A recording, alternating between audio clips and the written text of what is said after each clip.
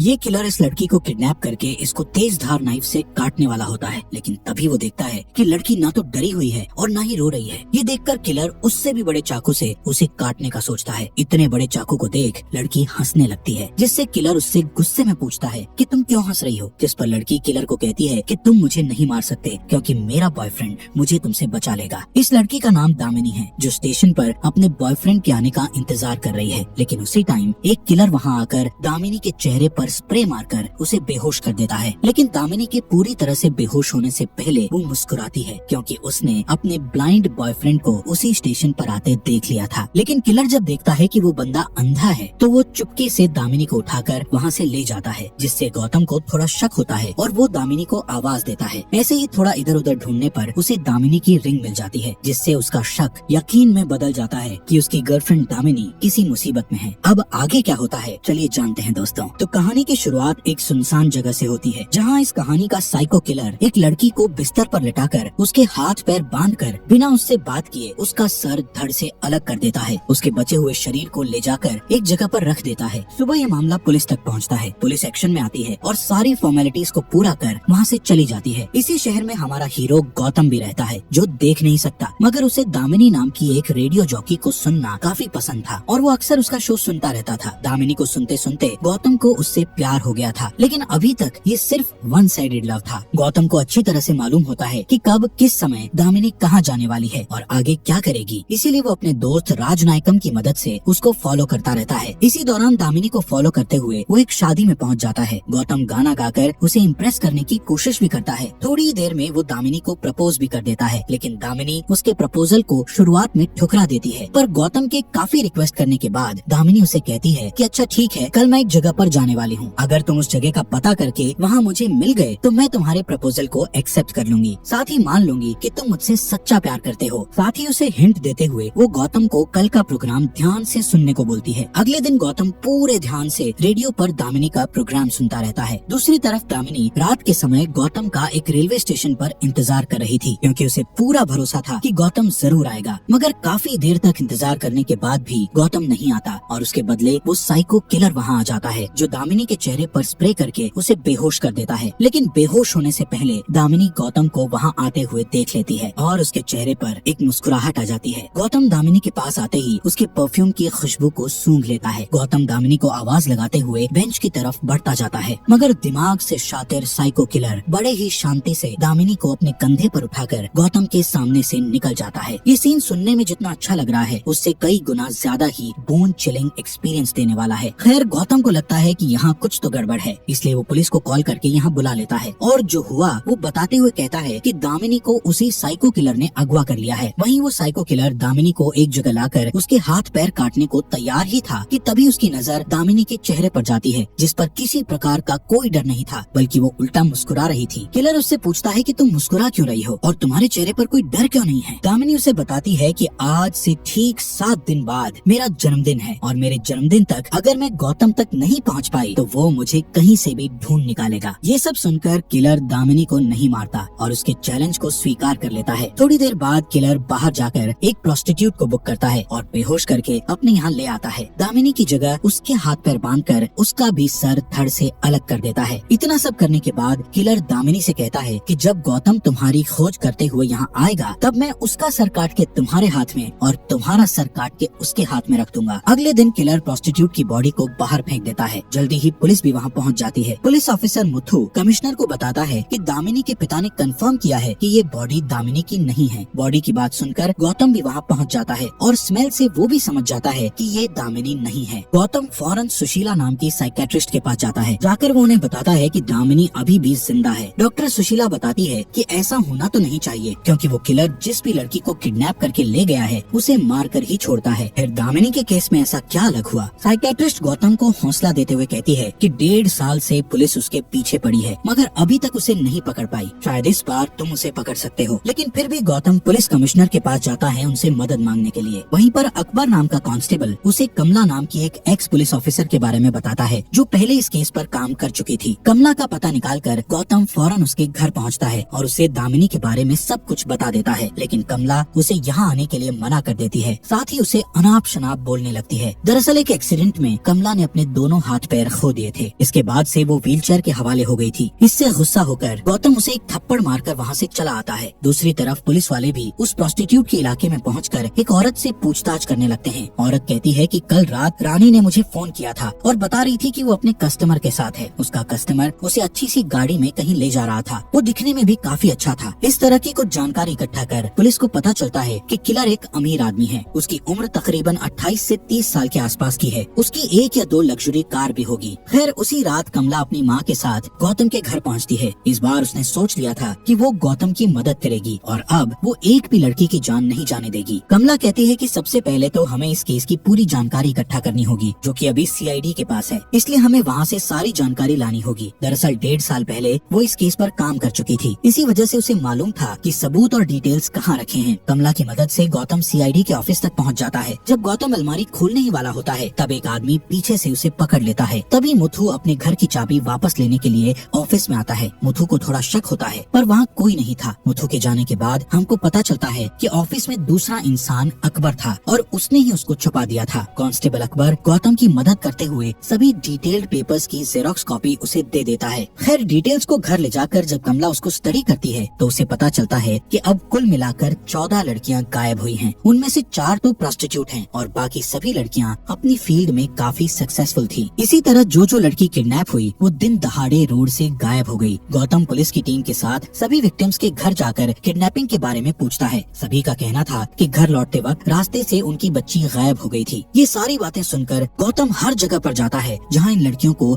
आखिरी बार देखा गया था। गौतम नोटिस करता है सभी क्राइम सीन पर एक चीज कॉमन है, जो कि एक डस्टबिन था, जिससे गौतम और कमला समझ जाते हैं कि जब वो लड़की अपने घर वापस जा रही होगी तो उन्हें डस्टबिन के पास जरूर कुछ दिखा होगा। इसलिए वो अपनी गाड़ी को रोककर उतरी होगी। पास ही खेल रहे बच्चों से पूछने पर उसे पता चलता है कि हमारे बच्चे ने रूपा नाम की लड़की के हाथ में एक पपी को देखा था। इस बात से गौतम और कमला प्रेडिक्ट करते हैं कि पहले किलर एक क्यूट से पपी को खरीदता होगा और उसे लाकर डस्टबिन के पास छोड़ देता होगा। फिर जब लड़की पपी को देखकर अपनी गाड़ी रोकती होगी तभी वो किडनैपर कहता होगा कि ये कुत्ता मेरा है, प्लीज इसे लाकर मुझे दे दो। और जैसे ही लड़की उसके पास जाती होगी वो किसी तरह से उनको बेहोश करके किडनैप कर लेता होगा। दूसरे दिन किडनैपर ठीक इसी प्लानिंग से एक नई लड़की को किडनैप करने वाला होता है, मगर वो इसमें सफल नहीं हो पाता क्योंकि कल कमला और गौतम ने ट्विटर पर ट्वीट करके सबको बता दिया था कि जहाँ पर भी कुत्ता दिखे तो उससे दूर ही रहें। इसलिए ये लड़की किलर के जाल में नहीं फंसी। ट्वीट का पता चलते ही तिलमिलाया हुआ किलर हैकर के पास जाकर ये पोस्ट डिलीट करने को कहता है और काम होने के बाद वो इस हैकर को भी मार देता है। उसी रात किलर उस लड़की को भी किडनैप कर लेता है जो आज सुबह इससे बच गई थी। किलर उस लड़की को अपने यहाँ लाकर एक बार फिर मार डालता है, मगर इस बार वो लड़की का सर काटकर उसका धड़ लाकर गौतम के घर के बाहर रखकर एक मैसेज भेजता है जिस पर लिखा था एडवांस हैप्पी बर्थडे। गौतम को उस लड़की के शरीर से एक अजीब सी महक आती है, इसलिए वो राजनायकम से कहकर एक सफेद और एक काले पिग को लाने के लिए कहता है। राजनायकम ऐसा ही करता है और वो उसके सामने दोनों पिग लाकर रख देता है। गौतम कमला को बताता है कि उसे इस लड़की की बॉडी के साथ ही इससे पहले मरने वाली प्रोस्टिट्यूट लड़की से सफेद पिग वाली गंध आ रही थी। वो लोग एक एक करके सभी पिग फार्म पर जाकर खोजबीन करने लगते हैं, मगर कोई भी पिग फार्म में उनको ऐसा यंग मालिक दिखाई नहीं देता जो किलर के हुलिये के साथ मैच होता हो। इसी दौरान मुथु को ये बात पता चल जाती है कि गौतम और उसकी टीम पिग फार्म जाकर पूछताछ कर रहे हैं, क्योंकि मुथु ने एक आदमी को गौतम के पीछे लगा रखा था। मुथु ऐसे ही एक पिग फार्म पर जाता है और इत्तेफाक से एक फार्म का मालिक वही किलर होता है जिसे ये अभी तक खोज रहे थे। पुलिस को अपने यहाँ देख किलर घबरा जाता है और पुलिस वाले को इंजेक्शन लगाकर बेहोश कर देता है। इसके बाद हम पुलिस वाले को उसके कमरे में बंद देखते हैं जिसमें किलर अपने सभी कारनामों को अंजाम दिया करता था। जब वो किलर वहाँ पर नहीं होता, दामिनी उसको होश में लाकर उसे यहाँ से भागने को कहती है, लेकिन मुथु कहता है कि मुझसे नहीं हो पाएगा। थोड़ी देर में वो साइको किलर मुथु के पास आकर उसे भी मार डालता है। इसी तरह सभी पिग फार्म की जांच करने पर गौतम और उसकी टीम के हाथ कोई सबूत नहीं लगता, लेकिन कमला को पूरा भरोसा था कि किलर इन्हीं में से किसी एक पिग फार्म में मौजूद होगा। नतीजे न मिलने पर बेचारा गौतम काफी दुखी होता है और फैसला करता है कि आज रात वो घर पर अकेला रहेगा। थोड़ी देर बाद साइको किलर की गाड़ी वहाँ आ जाती है। गौतम समझ जाता है कि ये किलर की गाड़ी है, इसलिए वो जानबूझकर अपने घर से बाहर निकलकर अपने हाथ में एक कैक्टस का पौधा लेकर गाड़ी के पास जाता है। वहीं दूर खड़ा राजनायकम अपनी गाड़ी से किलर की गाड़ी को फॉलो करने लगता है। दोनों के बीच में एक काफी लंबी चेज होती है। दुर्भाग्य से